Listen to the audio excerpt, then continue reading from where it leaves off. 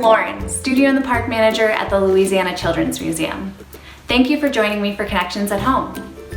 I am an artist, and my favorite art supplies are things that come from nature or have been repurposed and recycled.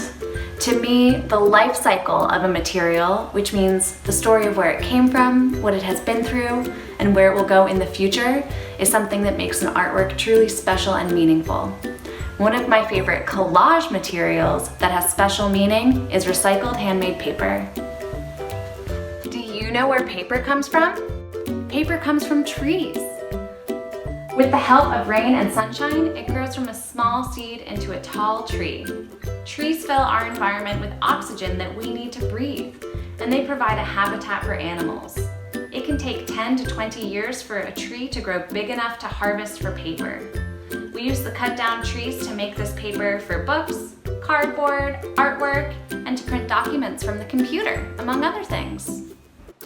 Lots of things in our world are made up of smaller pieces. Each sheet of paper is made of tiny fibers from a tree, just like how the fabric of our clothes is made of fiber threads that weave together. There is fiber in both plants and animals. When we make paper, the fibers in the paper pulp weave together to make a full sheet of paper. Today, we're going to learn how to make recycled paper at home. As we make recycled paper, we're going to think about this question. What is the life cycle of each material around me? Where did it come from? What has it been used for? And where will it go when I'm finished with it?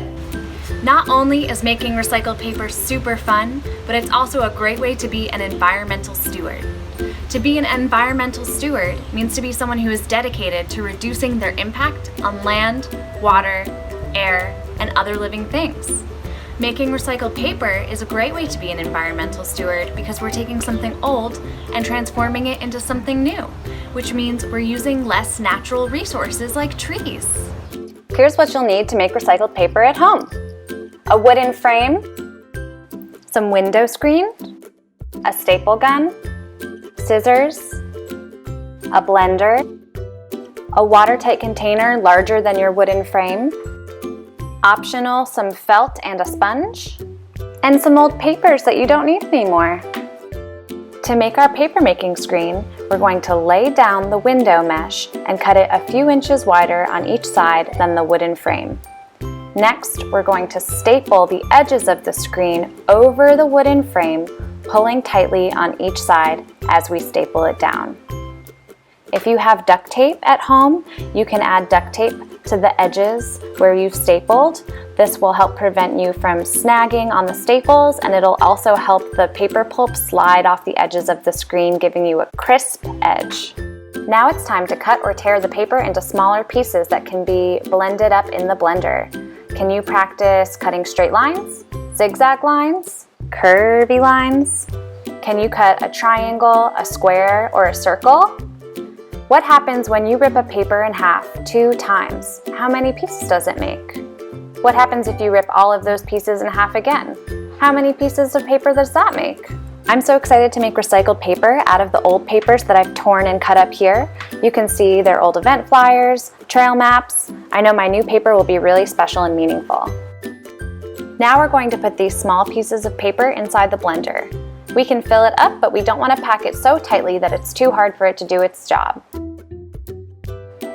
Then we're going to fill the blender with water all the way to the top. The water will help it shred up the paper into paper pulp. Don't forget to put the lid on. You can use the pulse setting on the blender if you'd like to count how many times you need to press the button to turn the paper into paper pulp. I like to blend the paper pulp until it looks fluffy like a cloud, but I also like to leave some big enough pieces so that I can still find some letters and shapes inside my new paper. Now we're going to fill our container with water. Pour the paper pulp into the container, testing the consistency. I made 3 batches of paper pulp smoothies before the consistency felt right to me. Now it's time to experiment. What happens when you scoop up some of the paper pulp and pour it on top of the screen? What kind of texture does it make? How does it feel when you touch it? You can have fun playing around, feeling the paper pulp on your hands, even making little sculptures. Now I'm going to pull a flat sheet of paper.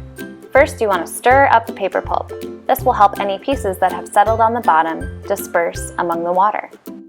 Place your paper-making screen with the flat edge towards you against the back of the container, slide it to the bottom, and slowly lift up. You can watch the water drip from the bottom of the screen as the paper pulp sits on top. You can hold your screen at an angle and watch the water as it drips out of one corner. If you'd like to give your paper a head start on drying, you can lay it upside down on a piece of felt and squeeze a sponge on the back to soak up excess water. You can experiment using different materials around your house with the paper pulp. Here I used a mesh strainer to make a paper bowl. After your paper has dried in a safe place overnight, it's time to peel it off. Carefully push against the back of the screen to dislodge the paper. When you peel it off, check out both sides. Are they the same? Are they different? Can you find any shapes, colors, or letters? It was a little tricky to peel the paper off of my mesh strainer, but it came out into a pretty cool bowl. I think it also makes a pretty excellent hat. Now it's time to create. What are you going to do with your recycled paper? You could paint, color, collage. You could even make a book. In the studio in the park, we have a different activity each month based on a special theme. In January, our theme was In Dialogue with Water.